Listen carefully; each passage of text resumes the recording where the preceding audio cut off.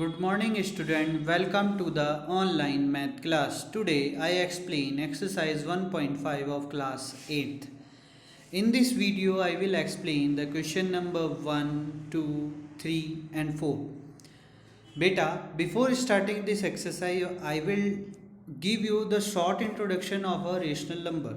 Beta, what is the meaning of rational number you very well know, but now I will explain the short introduction of a rational number. Rational number means that's number that is in the form of p upon q and where q is not equal to 0. That is called a rational number. So that's why the first question is find a rational number between the -3 and 1. Beta, in this question I will tell you something about the natural number, whole number, minus negative numbers and a positives number. Beta, if you have to write the negative number is in the form of is in the form of p upon q.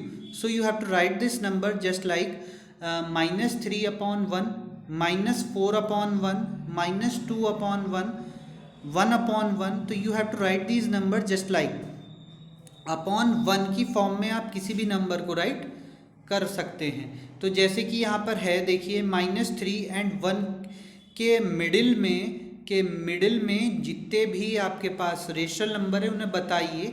और यहाँ पर ये आपसे question कह रहा है कि you have to write a one rational number. तो बेटा -3 और 1 के बीच में आपके पास 3 नंबर्स आते हैं जैसे -2, -1 एंड 0. तो these all three are a rational number, so you have to write only one as in your answer. जैसे मैंने यहाँ पर -2 भी लिख रखा है और आप -1 लिख सकते हैं और आप यहाँ पर 0 भी लिख सकते हैं. तो कोई सा एक नंबर आप राइट कर दीजिए, दैट इज योर आंसर.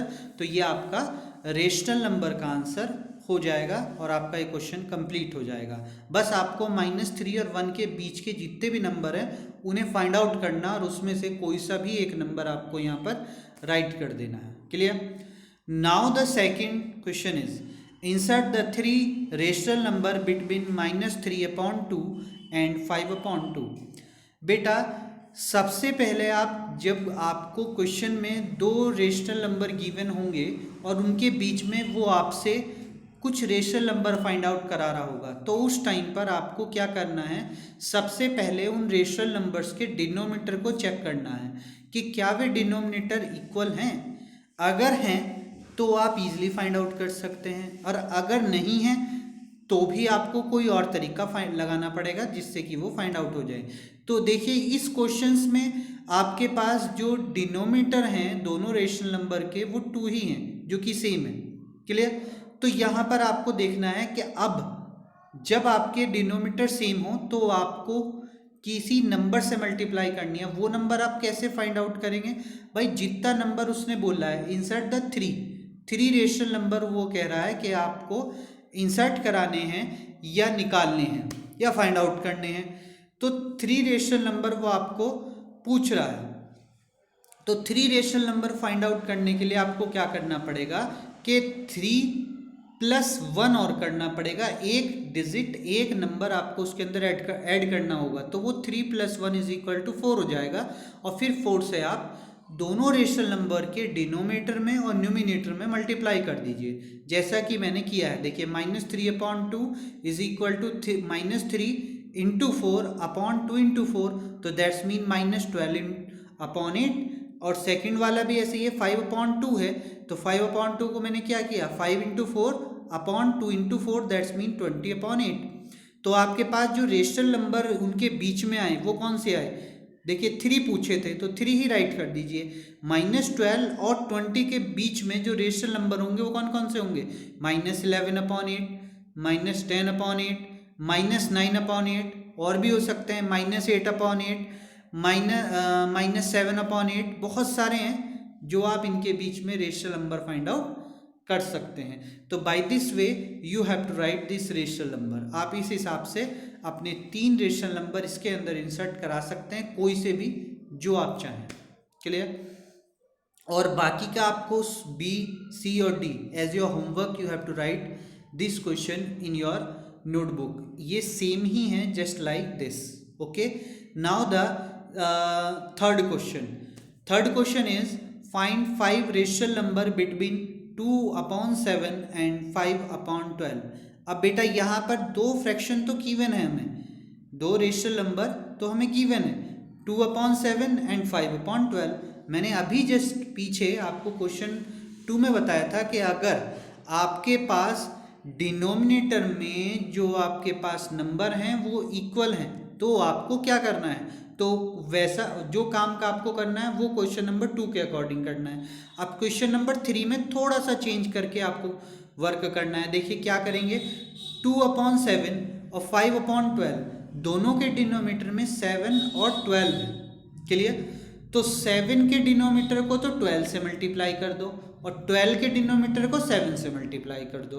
तो देखिए 7 के डिनोमिनेटर को तो मैंने 12 से करी, तो 2 into 12 upon 7 into 12 that's mean 24 upon 84, और 12 के डिनोमिनेटर को 7 से मल्टीप्लाई किया तो 7 into 5 into 7 upon 12 into 7 that's mean 35 upon 84।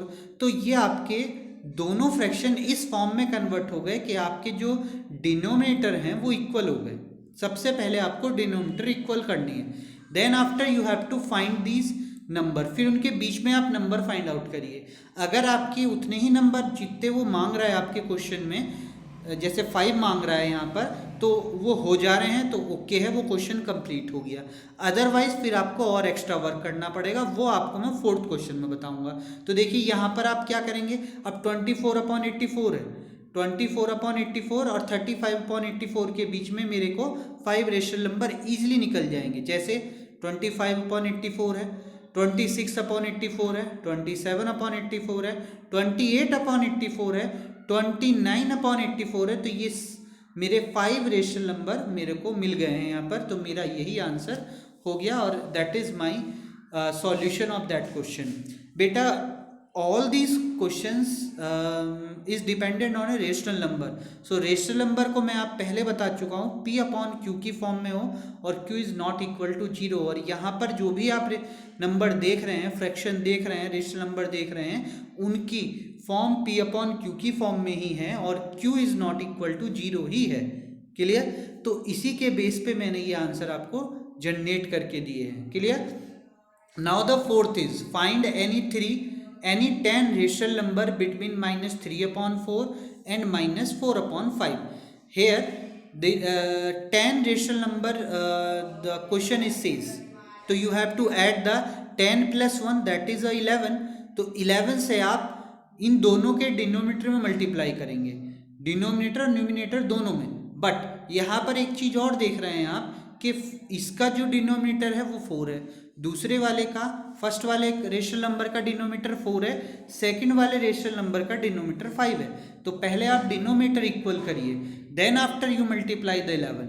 Okay, तो देखिए वही किया है मैंने, -3 अपॉन 4 इज इक्वल टू, देखिए 4 वाले डिनोमिनेटर को मैंने 5 से मल्टीप्लाई किया है और 5 वाले डिनोमिनेटर को मैंने 4 से मल्टीप्लाई किया है। क्लियर, ये अपोजिट नंबर से मल्टीप्लाई करनी होती है। तो -3 इंटू 5 अपॉन 4 इंटू 5, तो दैट्स मीन -15 अपॉन 20। अब ऐसे ही नेक्स्ट वाले -4 अपॉन 5 को कैसे करेंगे, -4 इंटू 4 अपॉन 5 इंटू 4, तो that's mean -15 upon 20 and -16 upon 20। Denominator equal हो गया, then after you have to multiply the, क्योंकि हमें 10 रेशनल नंबर फाइंड आउट करने हैं, तो then you have to add 10 plus 1 that's mean 11। तो देखिए 11 से मल्टीप्लाई करा, -15 into 11 upon 20 into 11 that's mean -165 upon 220। Now the next is -16 into 11 upon 20 into 11 that's mean -76 upon 220। तो इन दोनों के बीच में ये रेशनल नंबर हमारे फाइंड आउट होते हैं। देखिए कौन से, -165 अपॉन 220 और -176 अपॉन 220 के बीच में ये रेशनल नंबर होंगे, जैसे कि -166 upon 220, comma -167 upon 220, comma -168 upon 220, comma -169 upon 220, comma -170 upon 220, minus 171 upon 220 comma minus 172 upon 220 comma minus 173 upon 220 comma minus 174 upon 220 comma minus 175 upon 220. These 10 rational number we have to find it. Okay. इसी process पर, इसी pattern पर आपको जो इसके B, सी और D है ये आपको होमवर्क में करने हैं. तो by this video I will explain your question number 1, 2, 3 and 4, and I hope you have to